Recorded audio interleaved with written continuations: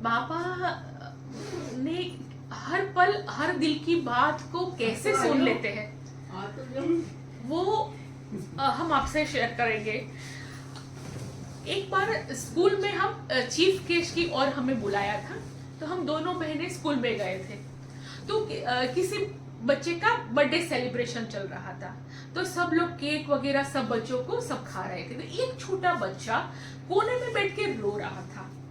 तो हमने class teacher को पूछा कि ये बच्चा क्यों रो रहा है। तो क्लास टीचर ने बताया कि इनको टाइप 1 डायबिटीज है और उनके पेरेंट्स ने मना किया है कि जब भी ऐसा कोई सेलिब्रेशन हो तो बच्चे को स्वीट्स नहीं देना है। तो इसीलिए इनको नहीं दिया है, इसीलिए ये बच्चा कोने में बैठ के रो रहा है। इतना तो हमने देखा कि वो बच्चे का जो हृदय था वो समझने के लिए रेडी नहीं था कि सब बच्चे खा रहे हैं, मुझे अकेले को क्यों नहीं दे रहे हैं। उनकी समझने की उम्र भी नहीं थी कि वो डायबिटिक्स है इसीलिए उनको नहीं दे रहे हैं। तो वो इसलिए इतना हमें हमारे हार्ट को वो टच हो गया। तो फिर हम दोनों बहनों ने डिसाइड कर लिया कि जब तक ये बच्चों के लिए, जो हमने पता था कि नेशनल हेल्थ पॉलिसी नहीं है, ये बच्चों का क्या हाल चल रहा है, तो हम दोनों बहनों ने डिसाइड किया जब ये भारत के नेशनल हेल्थ पॉलिसी आ जाएगी तब हम स्वीट खाएंगे। वैसे तो हमें स्वीट बहुत पसंद था, दिन में एक बार हम स्वीट ढूंढते थे कि आज स्वीट नहीं मिला, पर ये बच्चे के आंसू देख के और हमने बोला बाबा तू साथ रहना, इन बच्चों के आंसू तुझे ही पोंछना है। उस दिन से हमने स्वीट नहीं खाया। फिर ये जब 30 अप्रैल 2026 को भारत सरकार ने जब ये गाइडलाइन रिलीज कर दिया पूरे भारत के डायबिटीज बच्चों के लिए, तो हमने बोला कि अब बाबा को द्वारकामाई में जाके स्वीट खिलाना है और हमें खाना है।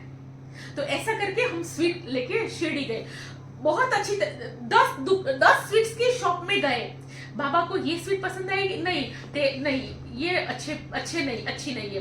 दूसरी जगह गए, अभी बहुत हमें फ्रेश चाहिए, आज ही बनी हुई चाहिए क्योंकि बाबा को खिलानी है। ऐसे चाहिए 10 जगह को हम जाके एक जगह से हमें अच्छा लगा तो वहां से हमने स्वीट लिया।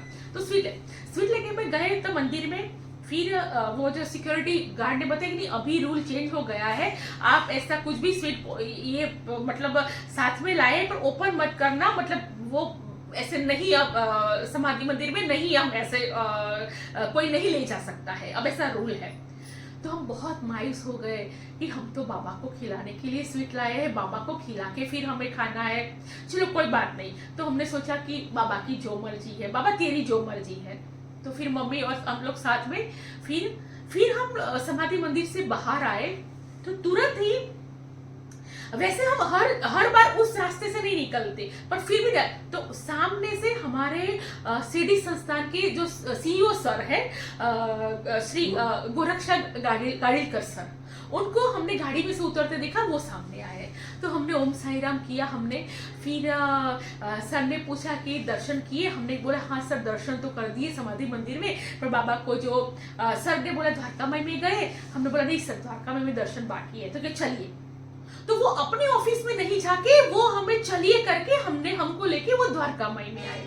और फिर द्वारकामाई में वो जो अंदर का जो वो था वो गेट खोल दिया, और जो दूनी में जो हमारा डिजायर था, पापा भी बोलते थे कि दूनी में बाबा सब बच्चों का दुख दर्द बाबा की धुनी में आप कर देना, ऐसा बाबा ने पापा जी ने बोला था। तो हमने कुछ नहीं पता था, तो उन्होंने धुनी को खोल दिया और वो एक नारियल दिया हमको कि अब आप धुनी में कर दीजिए।